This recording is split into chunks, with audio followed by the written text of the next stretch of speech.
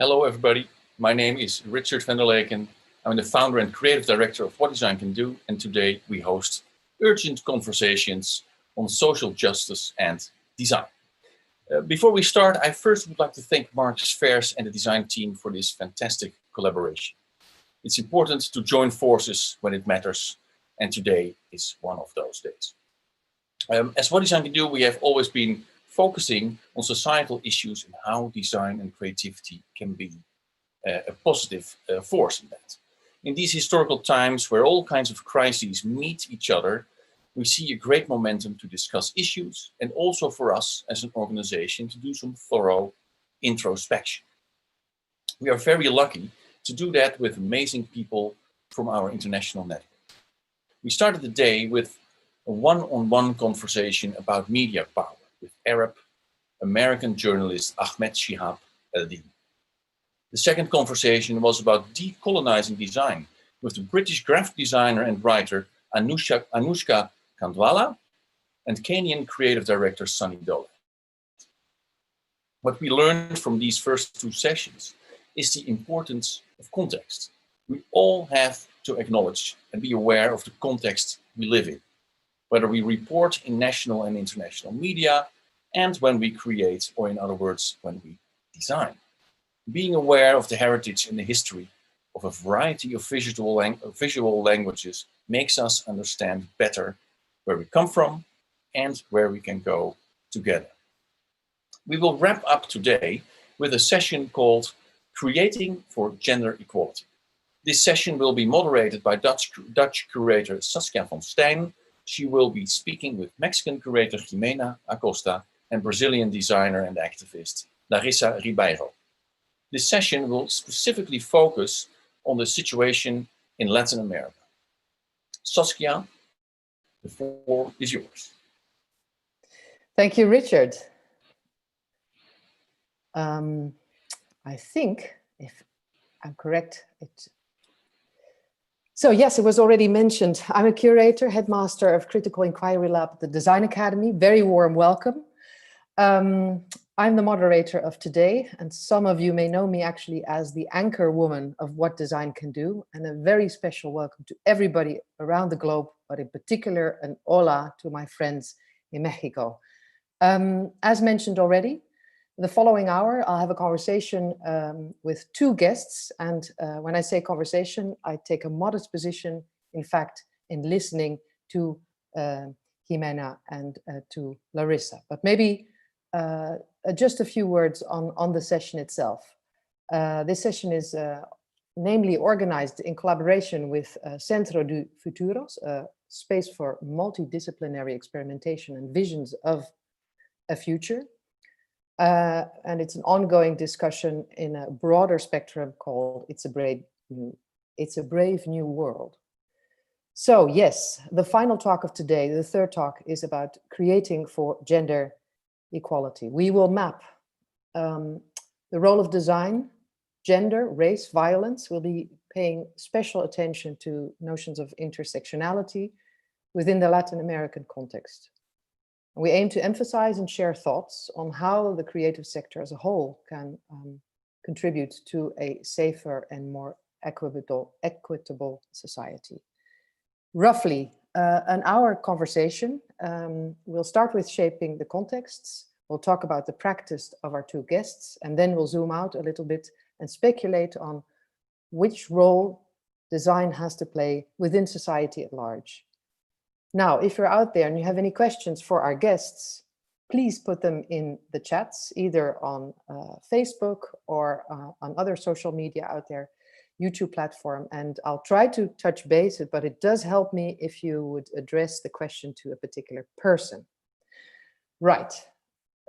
Without further ado, maybe Larissa, can I invite you to jump in and to tell a little bit about who you are and where you come from.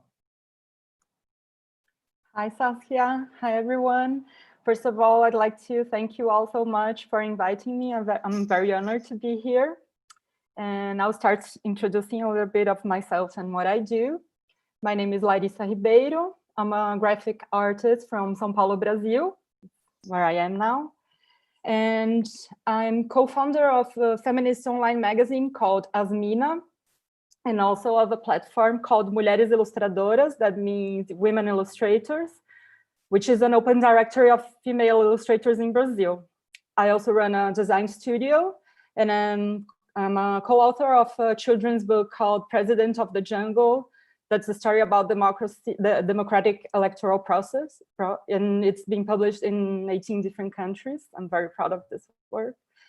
And in my work as an artist, I've been developing a research on gender representation and equality in the field of visual communication. Yeah. And that's only sort of a very brief outline of all the marvelous things you've been up to as a graphic designer and activist. Now reaching out to Mexico, Jimena, would you introduce yourself to our audience? Sure. Saskia, thank you so much for having me. Also, thank you for what design can do, and to all the partners to making this possible. And thank you to Larissa for this conversation. I'm really excited about it. Well, I'm a curator. Actually, I was trained as a contemporary art curator. And little by little, I kind of drifted towards design. And mostly all the shows that I've worked on that I like the most have to do with design and the art of protest, design and climate change, or climate emergency, as you might call it, and design and female empowerment. Like my last exhibition was called I Will What I Want, Design and Empowerment, Women's Design and Empowerment. So it all has to do with reflecting on current issues. Either it's like social justice or equity, gender equity. Like the conversation has been always like around, like trying to process all this and understand that through the work of others. Also, this year, I'm super happy to be the guest curator of the Abierto Mexicano de Diseño. So actually, our topic for the whole festival and for the main exhibition is Design and Utopia, Immediate Actions for a Better Present. And I thought about this subject before the pandemic. And in the middle of all, the pandemic started, right? So it's been like really interesting, like the shift or thinking, because like thinking about design and utopia, we were thinking, okay, how can we design for the future, for like a better future is such a crisis, no? Like in such a state of emergency in every sector, like in every way possible in Mexico and abroad. And suddenly like the pandemic started like advancing from China to elsewhere, or like wherever it started, like to elsewhere. And now we're like in Mexico City, all like in the lockdown, still planning the festival and still thinking about the exhibition. And that kind of like break has been super interesting to actually be in that emergency, no? Like a health emergency, and trying to figure out like new ways of thinking and curating and bringing all these topics forward. And within that context, the exhibition was thought, or like the whole festival was thought about talking about the regeneration of the environment, and also about how to make the context, like social context, city, more feminist. Like the feminist issue is there because it is urgent. So we kind of like working in that intersection. Yeah, yeah. And when is the exhibition due? Just to get a little point on the horizon. Yes. So pre-pandemia, we're like scheduled for October, and we're trying to get to that date, like the first week of October. Yeah. This year. So let's see. So we're going to touch upon, let's say, the magnifying, if I may call it that, effect that the pandemic has in fact caused, as far as I'm concerned. But maybe just to sort of sketch first a little bit, and I'd like to start with you, as you already nearly started sketching the context that is your day-to-day reality. Could you take us by the hand and give us some perspectives on the current state of affairs within gender inequality in your own, let's say, local specific context? Yes. So well, as we're like Mexico and Latin America are like, there's like a really big struggle on derechos humanos, like what's the name? Human rights, no? Human rights and human rights, thinking about like female rights, like reproductive rights. And on top of that, because they're like really Catholic countries, we have like a huge rate of feminicide in Mexico. So before the pandemic started, like there were like this, like every year in the 8th of March, we have huge marches, like people protesting in the street, mostly women. It's International Women's Day. Exactly. Right? Yeah. Yeah, exactly. And the marches, like they always focus on feminicide. It's not just reproductive rights. It's not just like taking the street and talking about Planned Parenthood as they do it in the United States. It's like more urgent. It's about, please don't kill us, or like we demand that you stop killing us. Like we demand that you take action on the huge rates of female murders that they are, no? And it's really hard to use the word murder because that's what it is. Like many times in the news, they say, well, there was a death. Okay, like who killed her? Huh? So thinking about this, like we were thinking, okay, how do we tackle that? And before the coronavirus hit Mexico, like maybe 2 weeks before, there was like the most, like the bigger march ever seen. There were like around 80,000 people on the streets, no? And may I show you images? Like I was thinking of how design addresses these topics, no? How design has tackled this. And shall we just, before we dive into the context specifically, we just also, let's say, jump over to Larissa for one second so she can sketch the context so we stay a little bit in line. Yes, thank you, sorry. No problem. Larissa, could you sketch your day-to-day reality when it comes to this topic? Yeah, I think we have much in common in Brazil and Mexico. We have like very alarming numbers here because according to the UN, Brazil is the 5th country in femicides in the world. So as Jimena said, we are protesting, and not just for reproductive rights, we're protesting for them to stop killing women. And recently we've had this huge research here in Brazil that found out that more than 60% of the interviewed people thought that the women were responsible for the violence that were perpetrated against them. So, for instance, when the media puts that like a woman has been killed, but she was doing something that was making her man jealous, or she wore clothes that were too revealing, and so we have this culture here that still puts the responsibility on the victims. So it's the blaming and shaming. Yes. And it's also very common for general culture to think of the problem as an issue of security and punishment of the aggressor. So we don't have many programs that prioritize education and prevention of the violence, especially because we have this thinking of women should stop wearing those clothes, or should conform to a very retrograde gender role. And we are still in this process of changing culture to stop blaming women for their own killings. If we're going to talk about reproductive health and sexual health of women, we've had a huge regression in the past few years with the government that we have now. And I would call it even a disaster that's been worsening so much the epidemics that we have here in gender violence. For instance, and this month, it was released by the Ministry of Health a technical note on women's reproductive health, talking about contraception. And then after it got to the presidency, this note was taken away because they were saying that it was defending apology of the crime of abortion. And then they fired every one of the technicians that were responsible for this technical note. So I would say the situation here is very alarming. Yeah.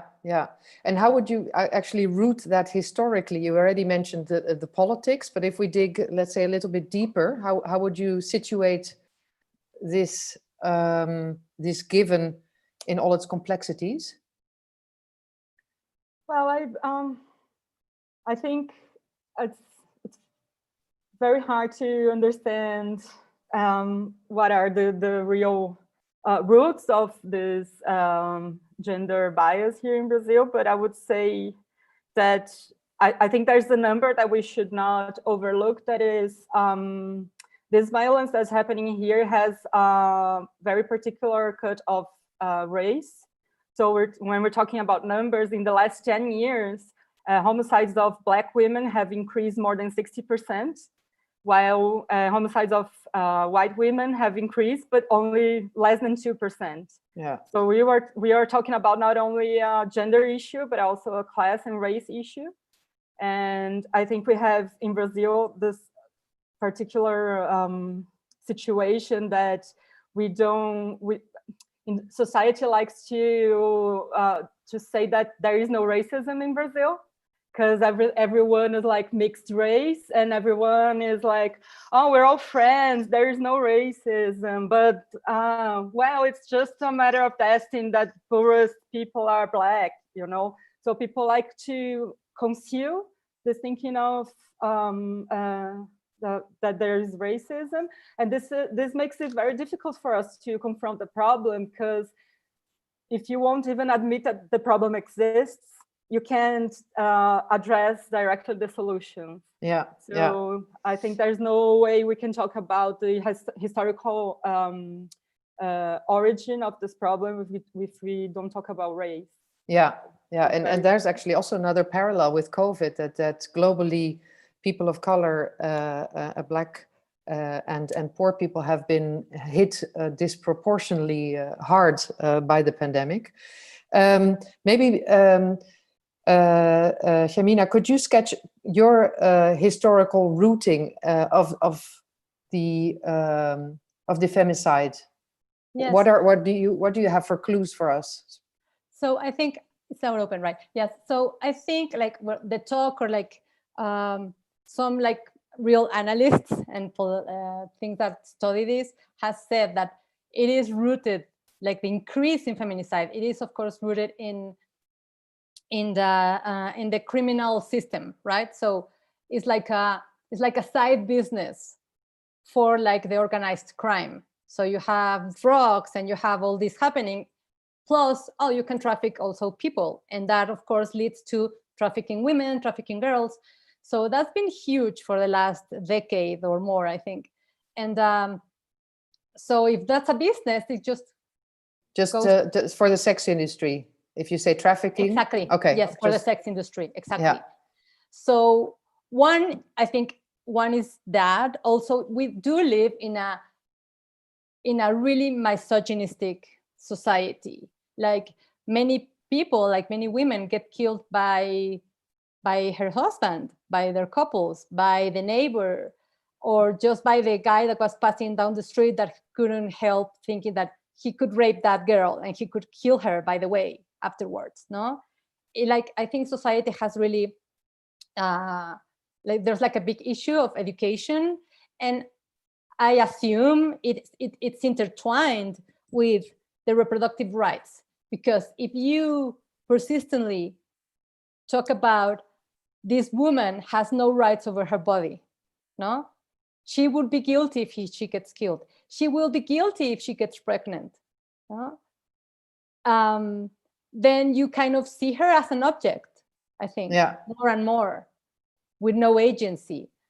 Isn't there something to be said maybe for like a religious interpretation or a root? Yes, of course. Like Mexico is super Catholic, and they always think you're killing the baby. No, you're killing a baby, as opposed to and you are like these women with no. Okay, so going back a bit, I think it is the fantasy of like a niche of people that kind of brainwash everyone to make you not think that it's a privilege, that education is a privilege, that sexual education is a privilege, and that actually taking care of your body is a privilege. So instead of putting it in those terms, they say, no, we're all equals. And if something happens to you, it's because you did something wrong. And that is based in Catholicism, no? Because your body is not yours. It's either the governments or your husbands or the state or the religion, you know? And is this also similarly rooted in this idea of mixed race, like Larissa was pointing out? Yeah, that's interesting. Yes, like I think like the discourse, like it's ambiguous. No, like we all are the same, but no, we're not. Like Mexico is super class based, it's super race based, and actually the women that like are more vulnerable, like more fragile, are the workers, like the workers that have to go 5 a.m. cross 7 streets walking, take 5 buses and get to work. No? Yeah. So you are like at risk. You are at risk of getting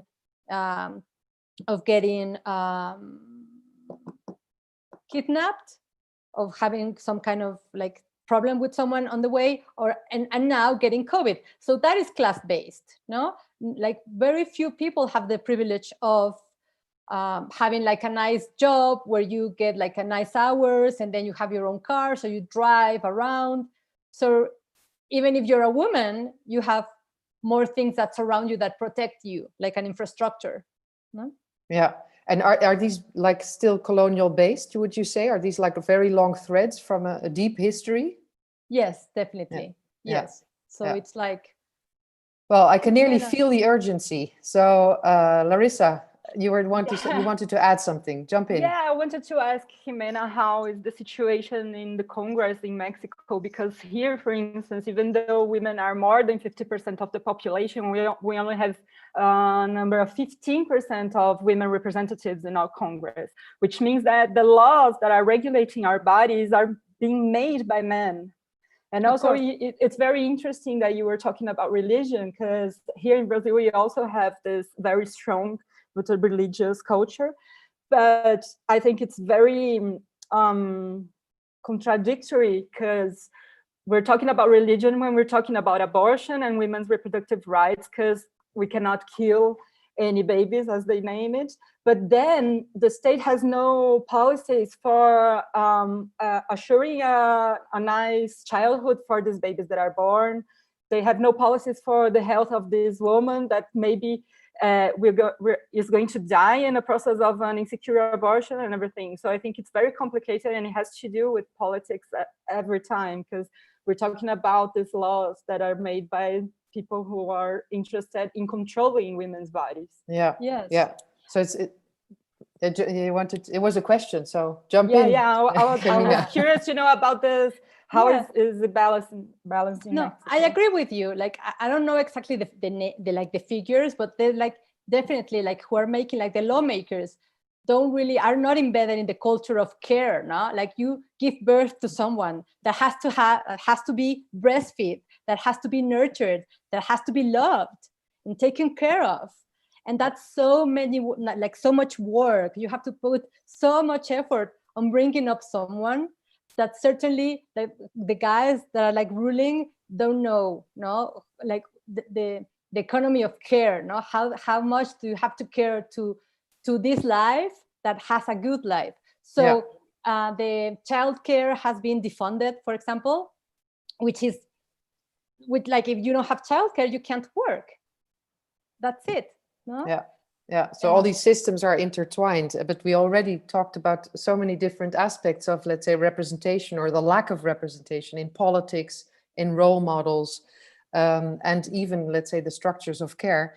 I think it does sketch, in fact, how urgent it is and how much is, how weighty the conversation is. And that, of course, is then the question, how do you address this with design?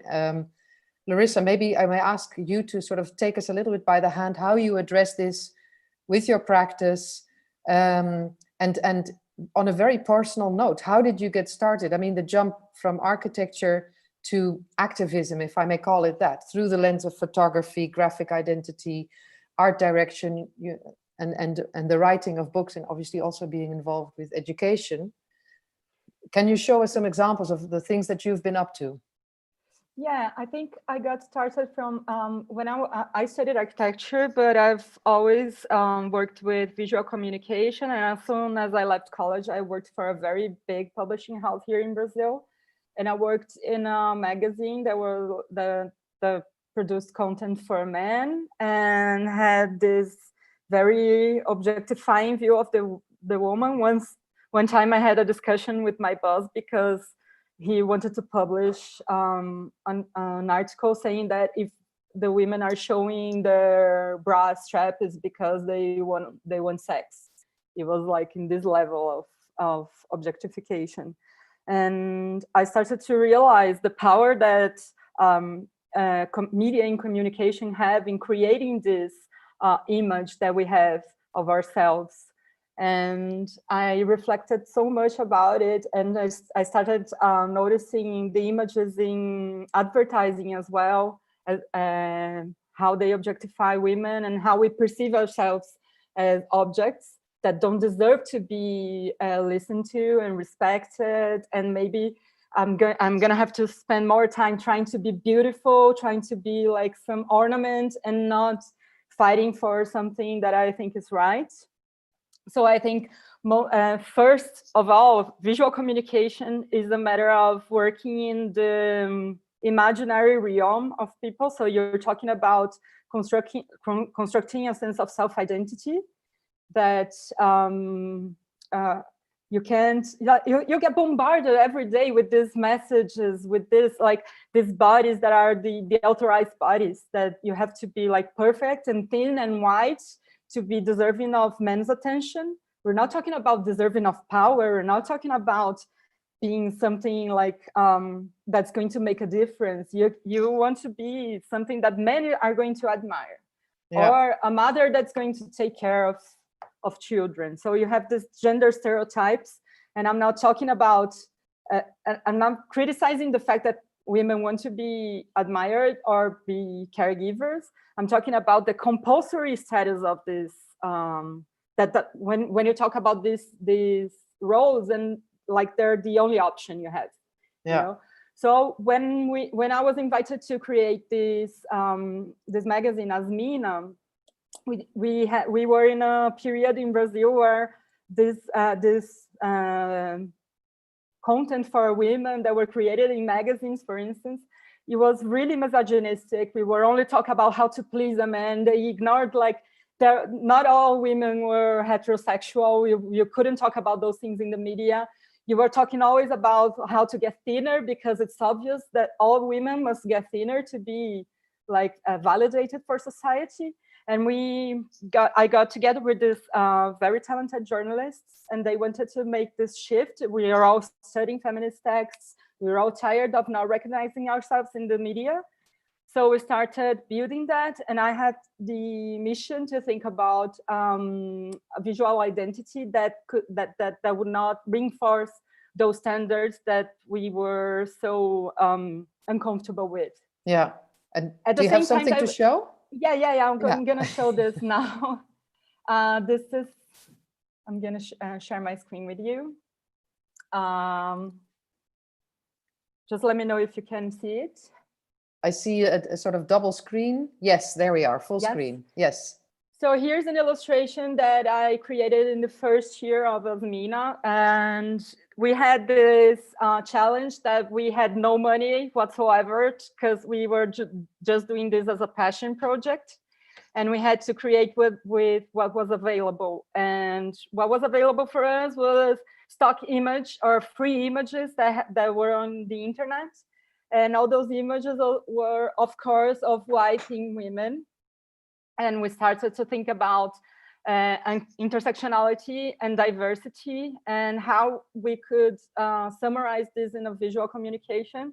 So I started doing these collages, where in the beginning here, you can see that they're trying, like, they're more concealed. I don't know, I tried to make this very, so you're working with the bodies in a very proportional way. And we're working with what we had available for us in the internet, so in terms of free images that we could use. And I was thinking, at first I was thinking about getting those bodies and making some kind of Frankensteins, like, so I could have some diversity represented here, and I could not use much of synthesis thinking, because if we're talking about diversity, we're going to talk about many images of many women together. And this is just like the beginning, the seed of what my work has become afterwards, working with Jimena, because I still think this is too rooted in the reality. So it's too palpable, and maybe you cannot still see yourself representing something like that. So the evolution to that, with the limitations that we had, was something around like in this visuality. This is where we start to mix images of women in a more active position. If you study the history of art, you're going to see that the portrayal of women over time has always been in a very passive position, in a very ornamental way, or looking to the spectator as if inviting him to possess her body or something like that. So this is exactly what we didn't want. So we started to work with this women in this position of speaking for themselves, of having a voice. And I started also to work with this narrative where we could like be mixed with animals in a way to represent a bit of the feeling that we're having inside. So, and the use of color as well, so that we cannot immediately look at an image and see if people are black and white. We were trying to make something as in a way that women could recognize themselves independently from the stock that we have. Yeah. I don't know if and I'm making... No, you make it perfectly clear. It's all very passionate. And the only thing that's not clear to me, is this an online magazine, or is it this a distributed, disseminated magazine in real life, let's say? No, it's just online. And it has grown so much since its beginning in 2015. Because in the beginning, we thought of making a printed magazine, but the costs for that were so surreal that we abandoned that idea in the very beginning. Yeah. So it's just an online magazine today, but we are very proud to be like sometimes we raise issues that afterwards appear in the big media here in Brazil. Even though it's still a very small magazine, a very small media, a very small publication, it has an impact on bigger vehicles. So we have all of our content is licensed in Creative Commons, so anyone can republish it. So it's a very nice to have this open culture as well, and we articulate with other organizations so that they can replicate our content. Yeah, and it's still only online. Yeah. So I'm gonna show you some other images. This is wow, an evolution of our way to, when we're talking about gender and sexuality. This is something in my research that found a way to be able to be in the social media, because the first attempts that we did to normalize the parts of the body in social media got us blocked many times on Instagram and Facebook, because we couldn't show women's female nipples. So this is also a way that we found to have some humor, and at the same time create this image of diversity in not only gender, but also in sexual orientation. Yeah. And just to show you a bit of how this thinking of the semantics evolves in my work, I started to mix not only the images, like the photographic images, with also some more abstract forms, so that I thought that women could also look at the images and feel themselves represented through a feeling as well, in a way that we can connect the things that we have inside with this form. So it's very important that we acknowledge the form and the physicality of our bodies, and that the divergent bodies can feel themselves as powerful bodies in all the spaces that they occupy, but also to be able to connect it with our subjectivity. Yeah. Yeah, and a lot of color and pattern, and of course, Yeah, the I collage think, to me is like the fragmentation is also very important, I would say. yeah, and I wander through this path of creating some new forms, and I have here a small video of my process. Oh, here it is. I think it's, I'm gonna show you here because I have this process where I try to not work with the pencil and draw, because I think that my hand is always going to be directed by these standards that have been rooted in me by media and by all the images that I've seen. So what I try to do in my process is to work with more abstract forms, and with them create these types of different bodies, so that we, in a more abstract way, we could maybe look at it and recognize ourselves in so it's a hybrid between analog making and then digital interpretations, and sort of also bypassing maybe the restraints. I always start with some random production of images, not only collages, but also with paint splashes, for instance, and things like that. And this is like the result of it. And given the time, we have to there was one other project you wanted to share, if I'm correct. No, it's I just wanted to talk about a little bit about our another sphere that I work with. In Asmina, for instance, we have just launched this project this last Monday, that associates the design thinking with this with technology to be able to reach or to simplify some complex messages. For instance, this is a website that practically that uses artificial intelligence to scrape all the bills and projects that are up in Brazilian Congress. And then we have 15 NGOs analyzing this data, and then we create a rank with all the politics, the politicians. So people can come here and see how the people they voted to is performing when talking about women's issues, you know. So you have this, and then you can read everything about how your deputy, how your congressman has voted in women's interests.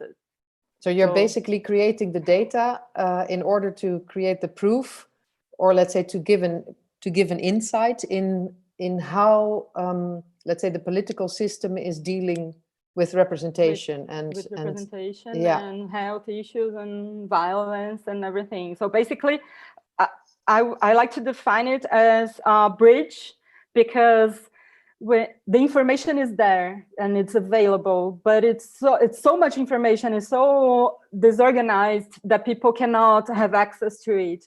And the way I see it is that design makes this bridge between the technology and the information that is available and the final user, so it makes it understandable. Yeah. Have you ever thought about going into politics yourself? I mean, to me, your work is very political, obviously, but just to put the question out there. I think I am in politics right now. Okay, fair enough. I think communication is a very important part of politics. I couldn't agree more. Thank you for this brief introduction. We'll touch upon some of your other work in a minute. But Jimena, are you still with us? I can't. Yes, I'm here. Can you listen to me? Yes, there you are. Fantastic. Cool. Also for you, obviously, the question, like, how does this then filter into the work you do, and what do you pick up on with your practice? Well, I think like Larissa's work is amazing. Congratulations, Larissa. It's like so beautiful. And I think it has to do with decolonizing our mind. Do you hear me? No, I can. Perfect. Cool. Perfect. Thank you. Decolonizing our mind and decolonizing the way we construct our own image, we construct the image of others. And also this thing about data, it connects perfectly with one thing I wanted to show you. Jump in? Yes, let me share my screen.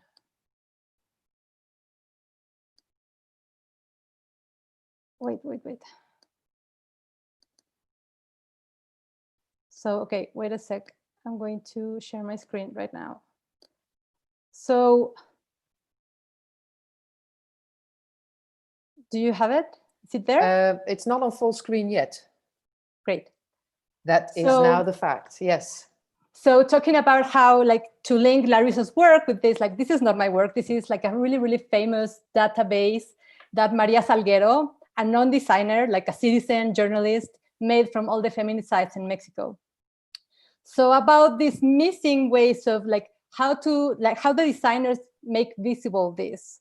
I've been thinking about this. No, Maria Salguero did this database, everyone can access it.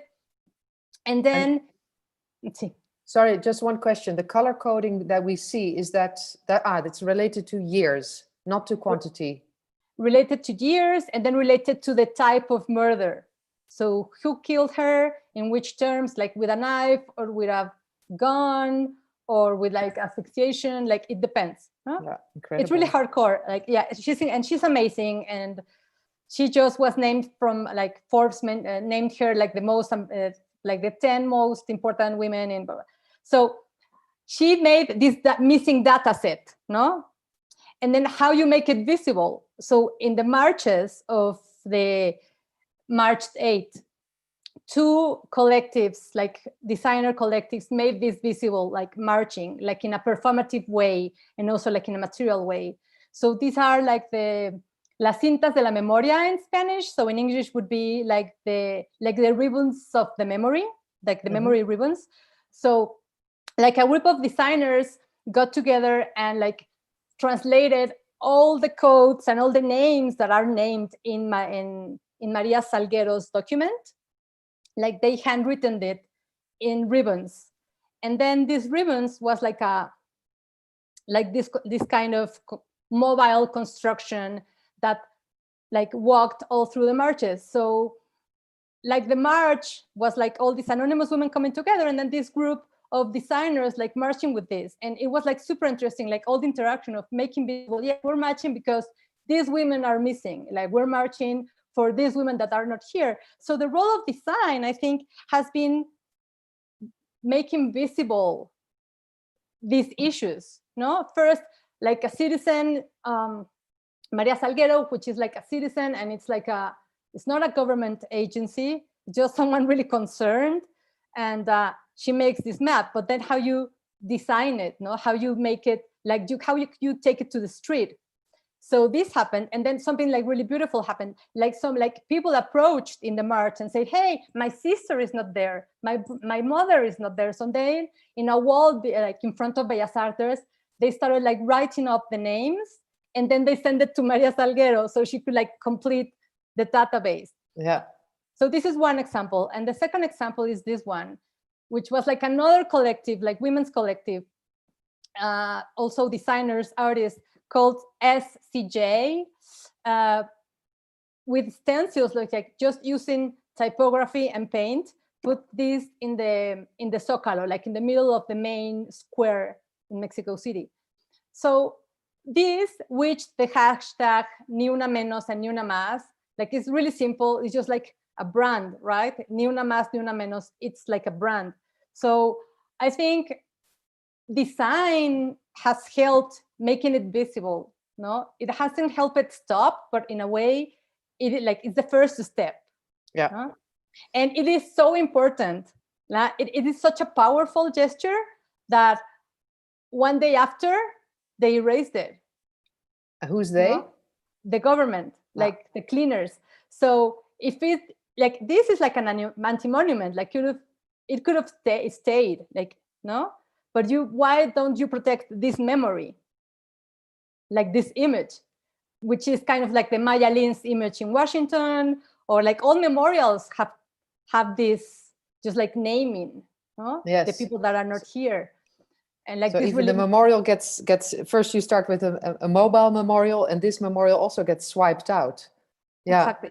Yeah. So yeah, so going back to your question, how design has played into, I think, as Larissa said, it's really important to like deconstruct, and then deconstruct and like be, okay, we need the data, so make available that data, and then that data make it visible, no? So yeah. I assume there are like Yeah.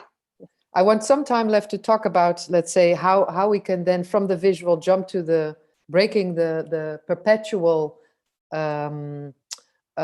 repetition. So if there's some systemic change to be made, but maybe first you would want to introduce your project. Yes, thank you. Yeah, so really fast, like thinking about like women and thinking about like equity, no?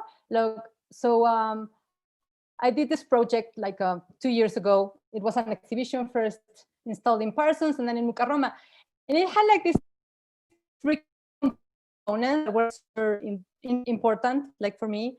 So like trying to get to the point of like, how can you make equity? How design has played a part on gender equity. With Cheryl Miller-Fisher, like we co-curated this exhibition that had to do with empowering, no, the mind, educating. So like addressing all these editorial projects that have been part of re-educating and naming the female body, and also addressing all the design gestures intertwined with science or with medicine that have helped to control women's body and fertility, like, and have agency over it, no? Like, yeah. I want to be. And what are we looking at here? Oh, this is like a Sadhana Press. It's like a contraceptive. Actually, it's made like it's like collaboration between Pfizer and PATH. PATH are like this group of designers, amazing, that they always design for the emergency crisis. So this is distributed in Africa, like in various locations in Africa. And it's kind of like this hack, like this Sadhana Press helps you through 3 months without contraception. And you can like inject it everywhere, like any place, in any place of the body. And nobody has to know. So, I mean, the point is like having access. So they're supposed to distribute it through some like clinics, like free clinics or whatever. So how design has helped to gain agency over fertility, over menstrual flow, no? Yes. So all these kind of like small gestures, like small companies that all over the world say, okay, so if you have to act like a male body and control your menstruation, okay, so there's like a long list of hacks, of objects designed for this. Of course, the question remains, it's like, why do you have to control it, no? Why do you have to encapsulate or like, but so this was kind of the reflection, like thinking about equity and obviously taking it also the labor embedded in maternity and in motherhood, in breastfeeding, like all that unpaid labor that right now is saving our lives, no? Like the care economy. Yes, yeah. And that's the exhibition, What I Want, Women, Design and Empowerment. For those of you who want to look it up on your website, but yes, you're making a jump to I'm so sorry. Panthers. No Yeah, problem. sorry. No, we think we have no time. No, I just wanted to make that intersection of like interests. We make time for that. Jump in. Yeah? Okay. Yes, of course. Yeah, so like this was like another exhibition that I did in Chicago, but it has to do with like the art of protest. So like historically going back to the graphics that were like powerful and that actually had like a message and conveyed a message to empower a community, no, a disfranchised community. And that was the case with Emory Douglas and the Black Panthers and the newspapers that he designed for the Black Panthers, no, which are like precise and amazing and like go to the point and have like the issues that we're dealing, or like the United States are dealing it, or the Black community in the United States right now, like the Black imprisonment, no. Yeah. So it's just like all these different kind of issues become one eventually, no? Yes, they are all interrelated. Exactly. Yes, yeah. Wow, thank you both for amazing work and a beautiful insight in your work. Larissa, I was wondering if you could say something about how these projects could scale up. So, for instance, what is the correlation between, let's say, the individual designer and women's movements, or Are you investigating that at all at this moment? This idea to scale up or to create resonance? Yeah, I think the first thing that we're trying to do is to get ourselves associated with other organizations and then try to make it bigger. One thing I think it's essential is the open source culture. The fact that everything we produce is free and that everyone can access and republish is very important, because we don't want just the people who can pay for the information to be able to access it. So I think it's really, really important. And I think we have a very we think a lot about how to redefine the imagination of people, how this information that we're producing can get to the inner narratives that everyone has. If we're talking about, especially about visual communication, and I think many of the people who are watching us are designers and are thinking about how individually each one of them can help to do something for social change. I think it's very important to design pamphlets and to be with the movements and to be on the streets. But I also think that we have to be aware that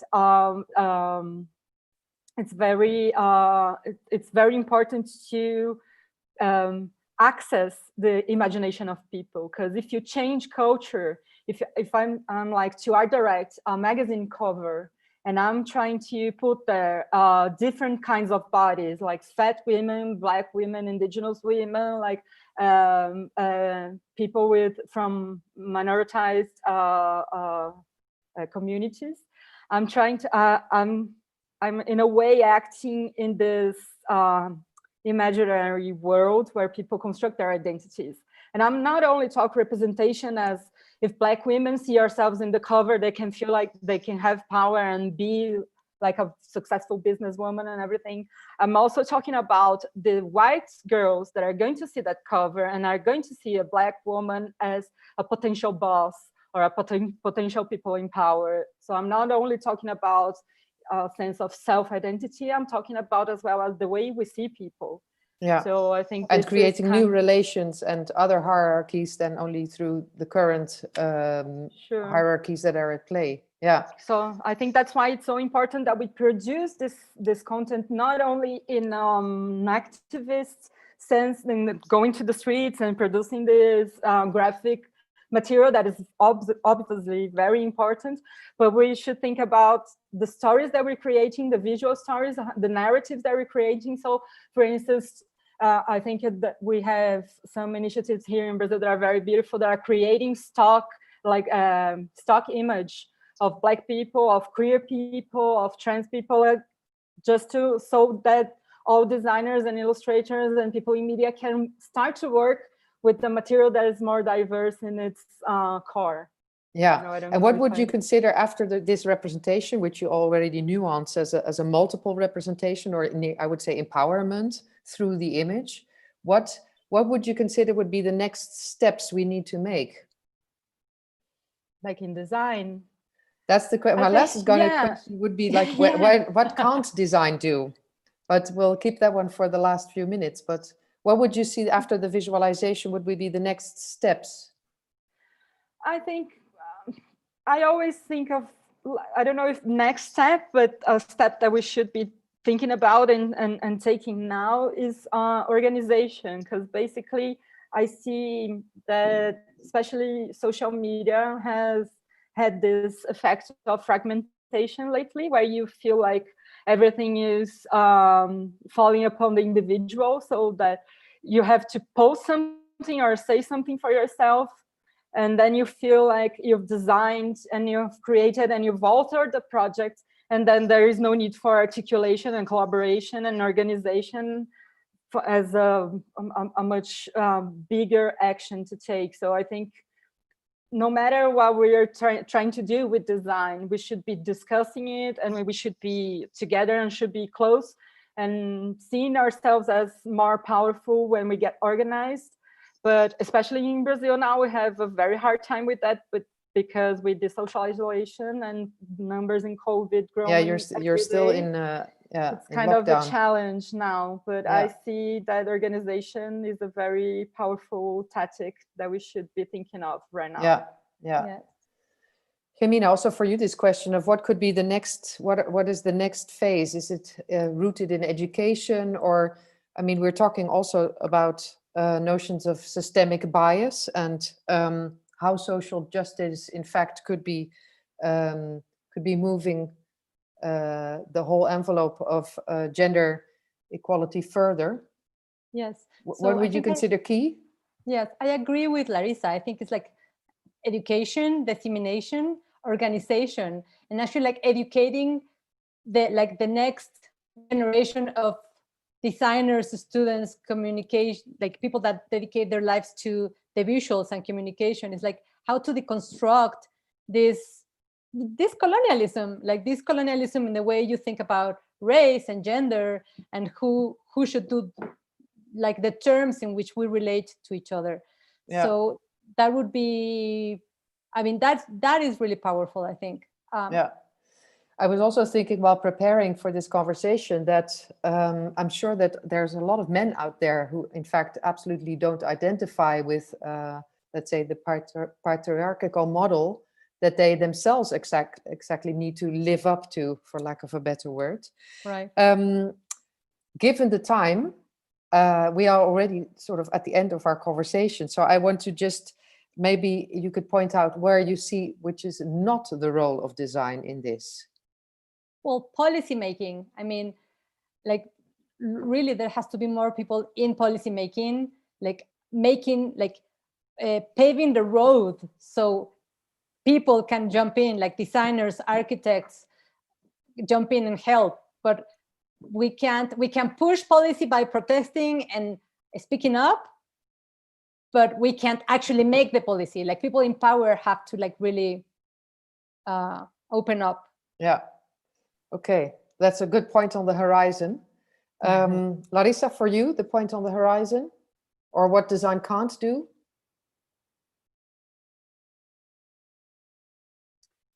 Yeah, I think. Yes, sorry, I can. Yes, you came a little late, but I can hear you. I had some connection issues. I think that we must be aware that we cannot be closed in a designer's world, you know. I think that design obviously has its limitations, but we should be speaking to people in social movements. We should be reading what's being written in literature today. We should be very aware of the situation so that we cannot be stopped by these limitations that design obviously has, but think about it as an interdisciplinary matter, you know. So we can, like, I'm a designer, but I'm also studying anthropology or literature, or looking at like outside the doors of my studio to connect with the needs of society, not only like be drawing a poster with Swiss typography that has nothing to do with my culture here in Brazil, you know. So also that questioning why European design is so hegemonic and why do we value so much like this typographic standards, image standards that come from the United States and Europe.